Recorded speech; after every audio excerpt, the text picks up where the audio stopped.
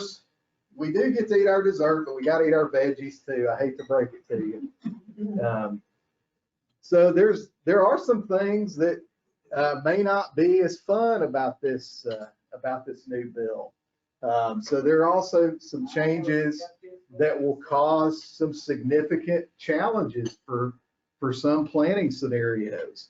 The biggest thing, and this is really the most important change, is they have eliminated the stretch IRA for most beneficiaries.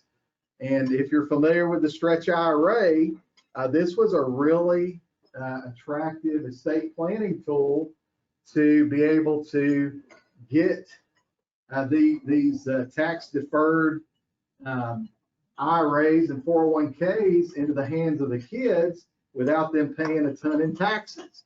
Well, that has now been eliminated for most beneficiaries, and we'll talk about that.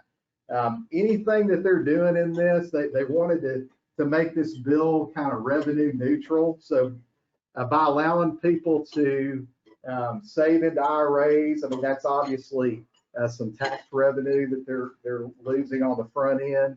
By allowing people to save longer, they're losing some tax revenue. But this is a way they're going to try to recoup that so that we don't just continue to incur more and more deficit. So some elimination of the stretch IRA is basically if an IRA owner passes away after January 1st of this year, then non-eligible beneficiaries cannot take a stretch IRA.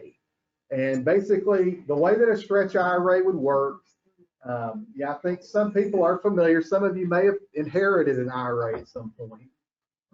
But if you inherited an IRA prior to January 1st of this year, as the beneficiary, you had a number of options that you could do.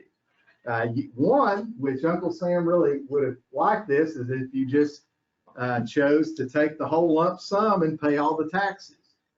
You could also take the lump sum and pay the taxes over 5 years. Well, a very popular option, especially for people that were educated on their options, was to take this stretch IRA. And so as a beneficiary, rather than receiving the lump sum, they could take the payments over their lifetime. So they would set up the IRA in the name of the person that passed away for the benefit of the beneficiary. And it had to be set up correctly. It had to be titled correctly to do that. Every year they are required to pull out a distribution, but it is based on their life expectancy. So if you're a 50-year-old inheriting a $500,000 IRA, your distribution is going to be a lot less than a 70-year-old, just based on the life expectancy. So this was really popular thing to do. And this is an example of how it worked, because there may be people that have inherited IRAs and still haven't done anything. If you inherited an IRA from somebody that passed away last year, you can still potentially do this. So in this example, we've got Art Vandelay, and he had some really good profits from his importing and exporting business. And so he was able to contribute to his IRA. He had about $500,000 in his IRA when he passed away in 2019, and he left everything to Art Jr., who was 40. So in this case, we're assuming that that IRA will continue to grow at 7%, and that Art is only taking his required minimum distribution every year. And we can see that in the very first year that Art is taking, it may be hard to see here live, but you can see he's taking about 11,700, but because he's dividing by about a 40-year life expectancy. So he doesn't have to take out a whole lot. And what you can see is that over time, this IRA balance is going to grow. So it's going to grow until he's in his mid to late 60s. And then, the math just catches up. And 7% is, if he was earning 10%, it might go a little bit longer, but we know it's hard to get 10% every year. It's hard to get 7% every year in this interest rate environment. But eventually that's going to be depleted, but it will grow from 500,000 to over $1 million, about almost 1.25 million.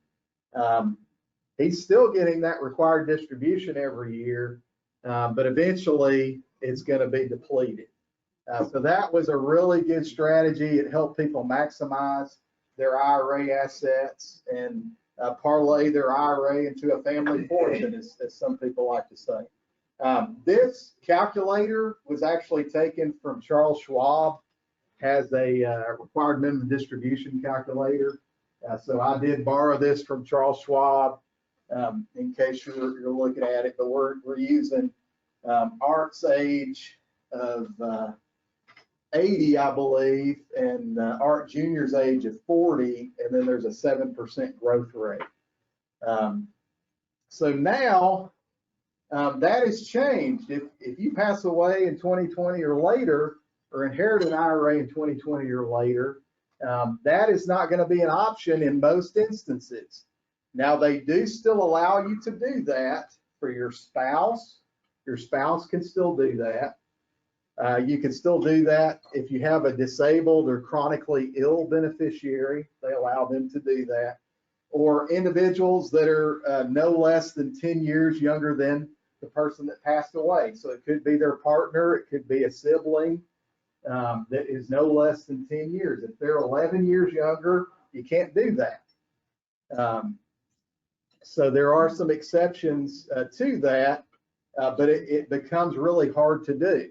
Now, in most cases, with the spouse will typically just, they have the option of rolling the assets into their name when they pass away. So if Art passed away and he left his IRA to his wife, Jan, Jan could roll that money into her name, and it would be Jan's IRA now, that she could do that. She could also, if she was, she could also set up the stretch IRA if she wanted to. Typically where you see spouses using the stretch IRA is if you have a younger spouse that may need access to that and they haven't reached 59 and a half. So that would allow them the flexibility to be able to access that early. And then, but they still have to take those required distributions every year. And after age 59 and a half, they could just roll that into their own IRA if they wanted to. So the spouses can still do that. Children, if they're minor children, they can still do that. So they actually have to be the son or daughter of the actual account owner. So I don't believe that stepchildren will qualify for this. But minor children, until they reach the age of majority, then they have to use the new 10-year rule. So for all the people that don't qualify, you have to follow the 10-year rule. So these IRA dollars, you have to deplete that entire IRA within 10 years. And you have to pay the taxes. That's the not fun part. So you have to pay the taxes. And if you think about this, for a lot of people, they've because of the tax benefits afforded them in retirement plans and matches, they've accumulated a lot more money than they ever thought they would in these retirement plans. And it could be a big tax bomb waiting to blow up, especially if you think about your kids. I mean, in a lot of cases, our kids have done really well, and now they're having to take this money out when they may be in their peak earning years. So you're taking these distributions out at a much faster rate. So you've got up to 10 years to pull the money out. So you could theoretically wait till the end of the 10th year.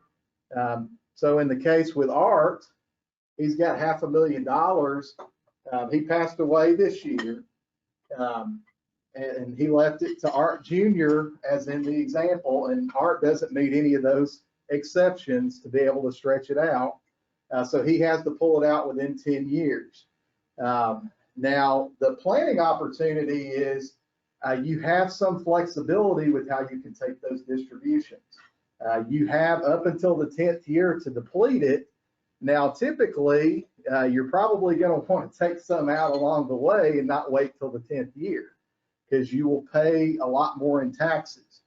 I mean, you would just expect you pull out a big chunk at the end of the 10th year, you're going to pay more in income taxes, because all of these distributions are added to your earned income. And so in calculating your not your earned income, but your gross income.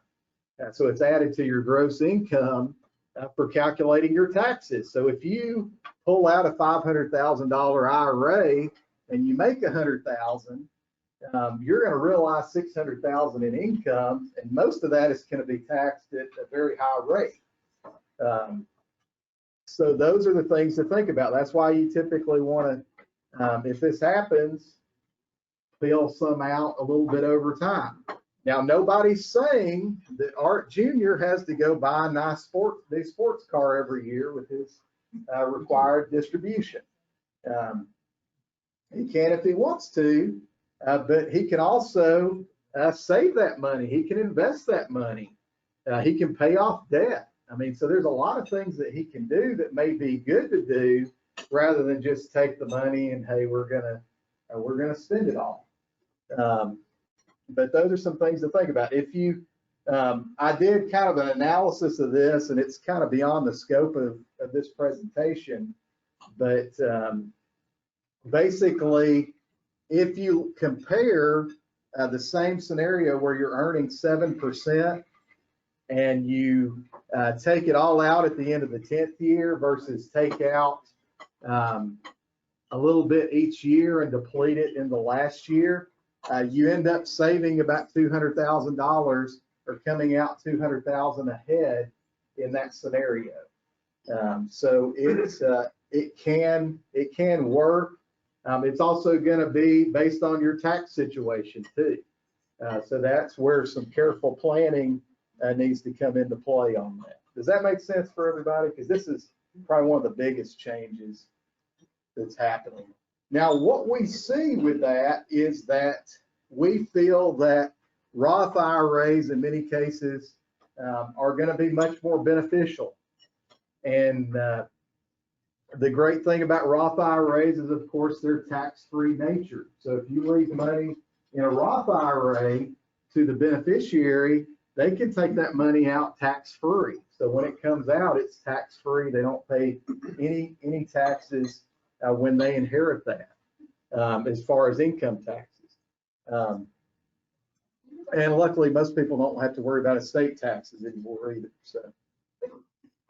So Roth IRAs, the other great thing, if you put money in a Roth, that is not subject to required minimum distributions.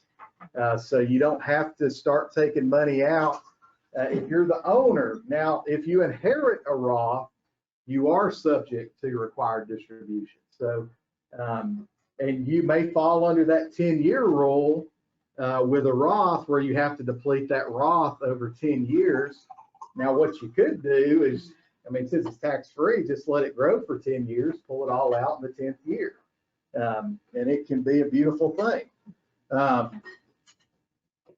the thing about Roths, of course, you can't pull money out tax-free. Now, you have to have had the money in there for 5 years or meet age 59 and a half, whichever's later. But you do get the tax-free distributions. It can help you minimize taxes on your Social Security. I know one of the things that causes people to pay taxes on their Social Security is when they have to start taking required minimum distributions, because maybe their provisional income is not high enough for them to pay at least at the full rate on their Social Security.